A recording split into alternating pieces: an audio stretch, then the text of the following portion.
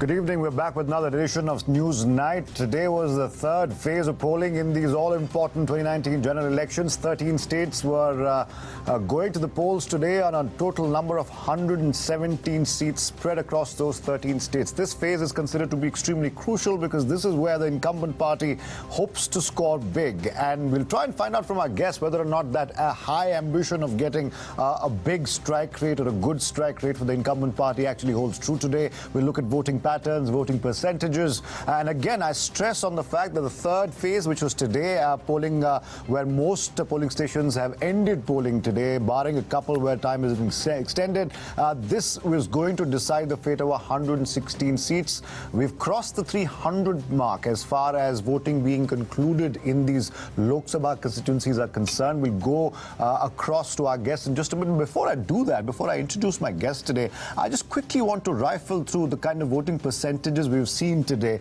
in the third phase of polling. Like I said, today there were 13 states that went to the polls today, and if we take a look starting from the south, Kerala is that one big state where a lot of people are turning their eyes on. Till about 7 p.m. today, voting percentages in Kerala were 70.21%. Assam, if you look at it on your graphics on your screen right now, high voting percentage, 78.29%. That's fairly high, very close to where it was last time around. If you look at the Hindi heartland, currently Bihar, some seats went to poll today, and till 7 p.m. Bihar had recorded 59.97%, considerably low if you compare it to last time, but could perhaps go up in the overall tally. Chhattisgarh, another very important state where the Congress has recently come to power, dislodging the BJP after 15 long years of incumbency. 65.91% polling in Chhattisgarh. Remember, Chhattisgarh is also affected in large parts due to Naxal violence. That's a fairly high number there as well. Dadra and Nagar Haveli is a union territory, 71% polling there. If you look at Odisha, where assembly polls are simultaneous with the Lok Sabha polls, we've seen about 58.18% polling till about 7 p.m. today. Remember, two sets of elections going to happen in Odisha, one for the state assembly, the other one for the Lok Sabha. Uttar Pradesh, another big chunk of seats going to polls today. 57.74 is what we've gotten till 7 p.m. so far. Still not quite as high as certain people would have expected. Gujarat, the Prime Minister's home turf, really a battle of prestige for the Prime Minister and, of course, Amit Shah, the BJP party president, till about 7 p.m. 60.21% or thereabouts of polling. Jammu and Kashmir, the only seat in the country where polling is being held in 3 phases for just one seat. That's Anantnag, Mehbooba Mufti's home turf. She's fighting from there as a PDP candidate. Dismal polling figure, no surprises there. 12.86% till about 7 p.m. Karnataka, another crucial battleground state where the opposition hopes they can mount a big enough challenge to try and cut the lead of the BJP there. Karnataka reported till about 7 p.m. today. 64.14% polling. That's about 7 p.m. Today, third phase of polling. Maharashtra, another state where the floating voter could decide things. 56.57, not that high till about 7 p.m. Could perhaps go up in the overall cumulative average. Tripura, recently won by the BJP, dislodging the left front there after a very long time till about 7 p.m. Very high percentage of polling there, 76.52. That's higher, considerably higher, perhaps even a percentage higher than the nationally high voting percentage of 74 there. West Bengal, the crucial battleground state, a place where the BJP is trying to make heavy inroads. 79.36% polling till about 7 p.m. But Bengal traditionally has been a high voter turnout, percentage turnout state. Even in the past, Bengal has voted very high in terms of voting percentage, be it the local body elections or assembly elections or even the Lok Sabha elections as well. All right, having run through those figures, decently high voting, fairly high voting in most states except for, let's say, Anantnag and Jammu and Kashmir, and a couple of others. Even Uttar Pradesh not that high. Let me just go across to my guest joining me right now. Today on News Night, we have with us Mahesh Tapse, spokesperson of the Nationalist Congress Party. Also with us Shekhar Iyer, senior journalist. Aman Sinha will be joining us in just a bit. He's a national spokesperson of the BJP. Abdul Razak Khan completes the panel. He's a political analyst out of Karnataka. Mr. Razak Khan, in Karnataka is going to be extremely crucial. I'm going to start the debate with you. You saw the voting percentage numbers that I just read out to our viewers today. today. What is your assessment of the third phase? Many people believe, political analysts here in the studios, also on the ground, believe the third and the fourth phase, especially this third phase where 116 seats are going to go to the polls. The BJP has a very good chance of scoring very high here. The Modi magic is still not waning, and people who still vote for the Prime Minister or vote to elect a Prime Minister, the largest majority of those people comes in the third and fourth page. What was your impression of Karnataka? Did your big hope of vote transfer actually fructify, or do you think the BJP still has an edge? Athar, my assessment for the third phase, considering the first phase and the second phase when the BJP went in, the entire country went in for the elections. First phase 91 seats, 95 seats, and now this election. Now let me tell you, the vote share has not increased. It is either low or in some key constituencies, where the vote share has gone to a level where it was what it was in 2014. So keeping in mind that there is a Gathbandhan in place, earlier it was a lonely battle where each and every party fought individually. Now it is together a coalition effect. I would definitely say that the consolidated vote share would nail the BJP, and BJP would not have any chance in 2019. Are you talking Karnataka specific? Because let me just give you the numbers, Mr. Khan. If you look at, and those numbers are on our screens right now, if you look at the same seats in 2014, the comparative average here out of these 116 seats, last time around, when there was a Modi wave in the country, mind you, the BJP took 66 out of these 117 seats. The UPA only took 27. Are you saying the BJP is going to in no way improve that performance or go lower than that? As Aman Sinha joins us, I would like a quick response from you, Mr. Khan. Good evening. Very, very, very low. The BJP would not fare well this time. Look at the kind of shifting of the goalpost from 12th March when the election dates were announced. They were just banking on Pulwama and Balakot. Later, the second phase saw Kashmir and the AFSPA and Congress manifesto. It's nobody's case. Mr. Khan, I understand the political, theory you're giving me right now. But look at the facts. Even if Mr. Khan, and I want to get Aman Sinha in on this after in fact, I also want to go to Shekhar Iyer on this, but Aman Sinha, since you've joined us right now, 66 was the tally last time around when a Modi wave, we all saw the Modi wave, some people called it the Modi tsunami. Out of these 117, 66 went to the BJP plus allies. There are some people today who will say that they will cross that figure, and out of these 117 seats, 75 will go to the NDA, BJP plus NDA. Would you say that anything that any party has to lose, it's the BJP? You can't better your performance from 2014? That was a high-scoring round for you. Will this be as high-scoring for the BJP? And if yes, what are the reasons, Mr. Sinha?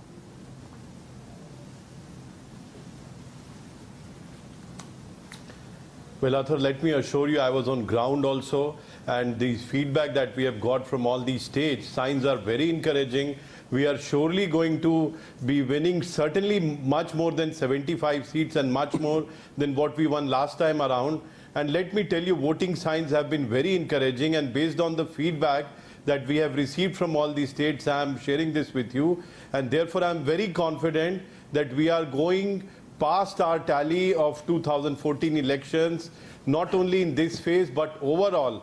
And let me also assure you, Athar, that party president Amit Shah ji is going to win Gandhinagar with a record margin, and Mr. Rahul Gandhi is going to lose Wayanad, and he's been we have seen reports of there have been attacks on our NDA candidate that clearly reflects the kind of desperation which is there in the Congress camp.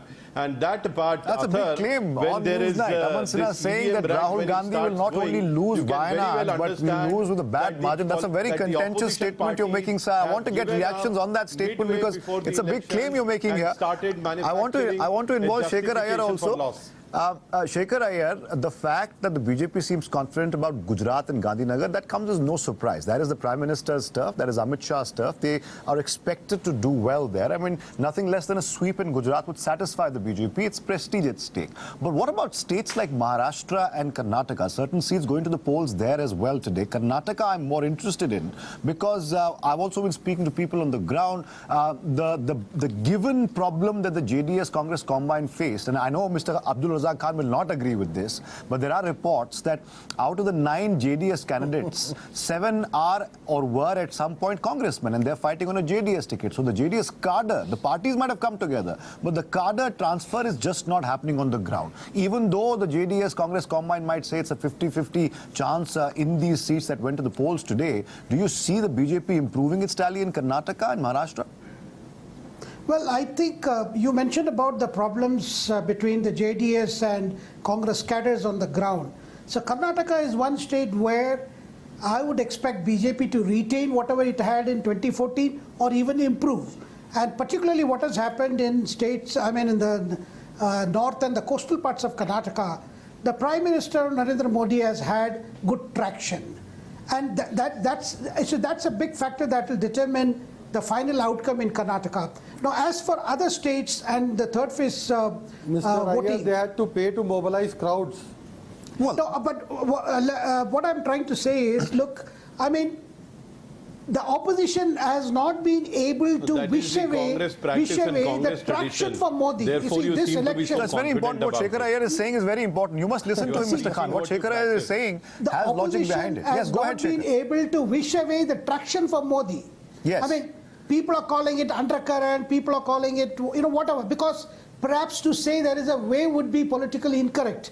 Okay, but now definitely, I'm interested in this undercurrent business. Definitely the question is, what is the ability of the opposition, combined or otherwise, very important point, to take advantage of the anti-incumbency? I'm glad you raised this point, because that is the only question today. Now, I have been there on the ground. Hold on, Razak Khan, allow me. Before I go back to Aman Sin and Razak Khan, I want to go across to Mr. Tapse as well. Mr. Tapse, I want to involve you because Maharashtra is one state I'm interested in, because at the start of the election campaign, even in the first and second phase while voting was going on in certain other states, the term used was floating voter. The floating voter seems to be going back either quietly or very vocally to the Prime Minister's core constituency. What Shekhar Iyer pointed out right now is the opposition's inability to actually make sure that any kind of anti-Modi vote or a floating voter be swiped up. The opposition has not been able to do that. Wherever the Prime Minister goes, wherever he addresses meetings or rallies, there seems to be some sort of fevicol, some sort of glue that binds these floating voters together, and they ultimately come back to voting for the Prime Minister. Now, that has been seen on the ground as well. Do you dispute that theory? And if you do, Mr. Tapse, on what basis? Maharashtra, the Mahayuti looks strong. Mr. Fadnavis looks very strong. He's almost all set to become Chief Minister again if you go by certain analysis there. Of course, I don't want to speculate, but it looks like the Mahayuti is far stronger in Maharashtra, despite the opposition adding to its ranks people like Mr. Prakash Ambedkar and others as well. There is no MNS this time. Where is the opposition seats, or where is the opposition support coming from, Mr. Tapse? First of all, I would like to dispute this claim that the opposition is not making a huge inroads. Let me tell you, it was the Prime Minister's address or the Prime Minister's Prachar rally in the district of Maharashtra, where the people who had come to hear him actually left the mandap. And here it is said that the floating population is either too complacent or too happy with the Modi government, or they are not interested. Unfortunately, in today's polling, we saw that Maharashtra is only at 56.5. Wherever it has happened, Athar, the crowd is brimming and goes even beyond Pandal. But I would so we do not need any certificate from people who have been repeatedly rejected. What is being projected on the national television. Here, Prime Minister Mr. Modi, his party president Mr. Shah has been continuously coming, and they have been trying to target Mr. Pawar. Unfortunately, they have not been able to succeed. Today there was a round of polling. But Mr. Tapse, why then is as the BJP calls it, Mr. Tapse, today Mr. Naidu, along with Mr. Pawar and Praful Patel, held a press conference as well. The go-to issue, of course, was malfunctioning of EVMs. On a larger level, this is also a question really on the entire election process. Now, the BJP clearly says that when you are not able to muster enough ground support and you see yourself losing, that is why you keep going back to the bahana, quote-unquote bahana of the EVM. How would you respond to that very quickly before I go to a break? This is not the first time. This is not the first time that we have been saying that the EVMs have been tampered. We have been making this kind of a complaint to the Election Commission and also to the media, which represents as the fourth estate of the democracy. We have been saying that there are absolute problems with the EVM machine. The chips may be compromised, and hence we do not wish. So, but time and again, the Election Commission has refuted that, sir. There's no good enough theory or at least substance coming in from opposition parties. It looks like every time the opposition sees that they're not really getting enough support on the ground, they go to the EVM issue. I'm going to go back to Aman Sinha, but I have to take a very short break right now. When we come back, we'll discuss these issues and much more. Please stay with us on Newsnight. We'll be right back.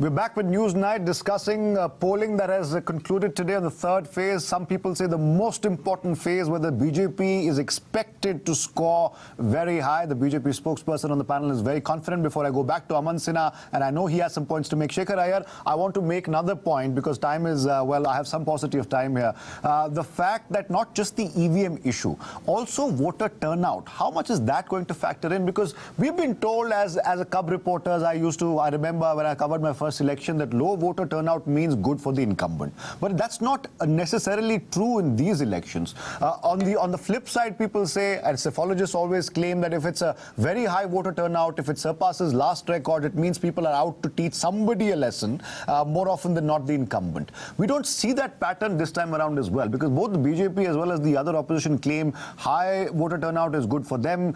In certain places, in UP I saw, particularly in Western UP and other places as well, they went to the polls.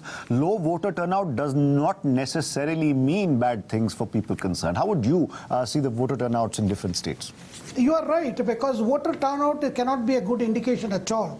And where there is a Gadbandhan, I think where there is the chance of opposition parties uniting, rather the index of opposition unity is high, the turnout can mean either way. So therefore, I agree with you entirely that this election is, the kind of voter turnout itself cannot be the basis for reaching any conclusion. Exactly. But nevertheless, some of the basic hypothesis remains. One is, as you mentioned, where there is a high turnout, it is anger against somebody.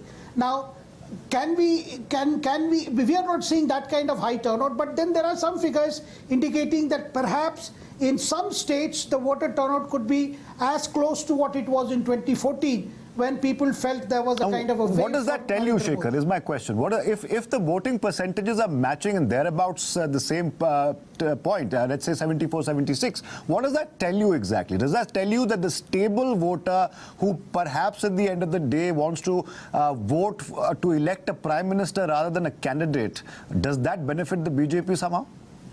You see, higher voter turnout also depends on which party is dominant. In states where the BJP is dominant, I would think that the cadres have rallied behind this, that we have already seen how Amit Shah has been concentrating on booth level work, trying to get voters to mobilize in states where BJP is dominant. Now in Kerala, you're going to see very high voter turnout. There, I cannot say it benefits BJP because the left is also bringing all its cadres with a new crisis caused by Rahul Gandhi contesting from Wayanad. Similarly, UDF is highly enthused by Rahul's presence in Wayanad. They are also trying to get as many people to come and vote and to send a strong message. Okay, so it means different things in different states. Cadre-based parties usually benefit when there is low voter turnout because committed cadres usually get their people to the voting booth. Okay, Aman Sinha, you wanted to rebut one point. I'll give you 30 seconds to do that before I go back to Abdul Razak Khan and Mr. Tapse. Go ahead, Aman.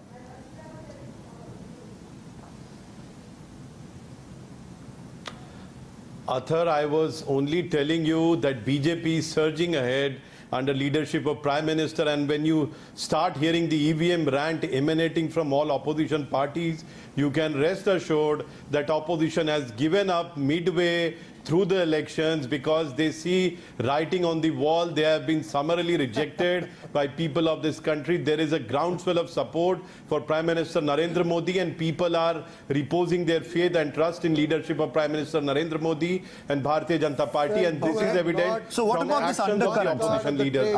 I'm interested in this undercurrent because nobody seems to be using the word wave this time around. They're very cautious, they're very careful. Not even 1% of EVM machines malfunction. Okay, no, but there were malfunctions early on in the morning, sir. You can't say that. We have that on record. EVM. But that usually the Election Commission tries to describe as usual sort of malfunctioning early in the morning. That happens in every election. This is what the Election Commission of India said. Yeah, that's what I'm saying. I'm going by their conclusion of the voting. Okay. Now I want to ask Mr. Tapse before I go back to Mr. Khan. 0.58% What Aman Sinha is saying EVM right now. Not even 1%. Okay. Out of 2,12,000 booths. Okay, Aman Sinha, I take your point in all fairness. Election Commission, I take your point, sir, in all fairness. Any political party or anybody to come down and disprove or to reflect what is the malfunctioning in the EVM, none of the opposition parties turned. All right, now Aman Sinha, I've taken your point about the EVM in all fairness. I want to ask Mr. Tapse before I go back to Mr. Khan. Mr. Tapse, again, this whiny excuse that the opposition sees in Aman Sinha's words, groundswell of support. Shekhar Iyer talked about an undercurrent, and I'm more interested in this undercurrent because last time, like last time, there is no wave, but there seems to be some sort of consolidation undercurrent, if you want to call it, for what the BJP likes to call a stable leader, a stable government. Do you see that happening on the ground at all? I would like to state here that the writing is very clear on the wall, like Mr. Aman said, but here the change is that there are no jobs being created. The GDP is down, the farmers are committing suicide, and the youth in this country are unemployed. You have made tall claims of employment, you could not deliver that. But Mr. Tapse, I'll give you an anecdote, sir. What about those youth of the country? Portray a negative picture of India, which the entire world acknowledges is a global superpower. Look. I'm not, Aman Sinha, I just want to ask Mr. Tapse a simple question. It's a simple question, sir, without any agenda. There are a substantial number of youth also that I have spoken to on the ground in various states, and obviously other journalists have as well. And this is anecdotal. This is not empirical, full disclosure. This is anecdotal.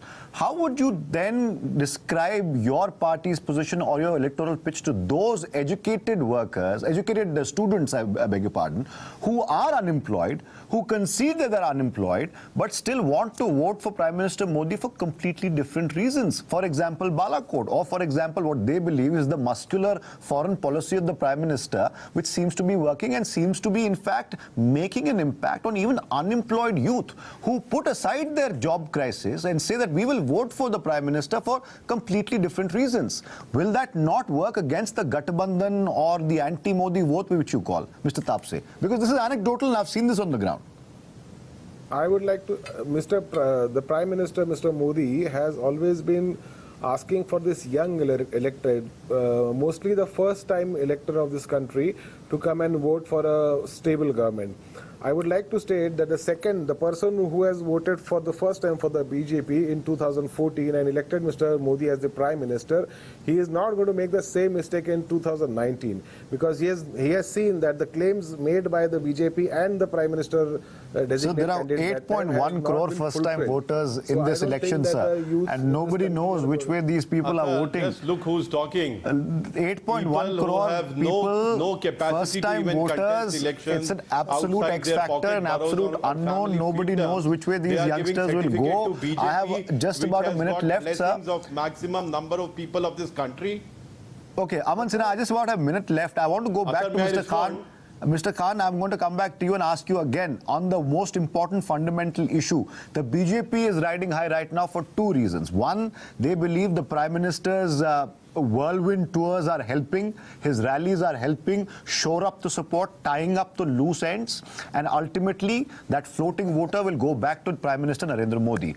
Two, they're happy because they believe that in Gathbandhans across states like UP, where they feel that the BSP vote is going to the SP, but the SP vote is not going to the BSP, they also offer the same theory for Karnataka, where they say that the largely Vocaliga vote of the JDS is not completely happy with what the arrangement has come out as far as the JDS Congress is combined is concerned in Karnataka, and the transfer is not happening, which is giving the BJP a clear edge, and you might be very overconfident in stating your numbers despite high voter turnout. Quick answer, Mr. Khan.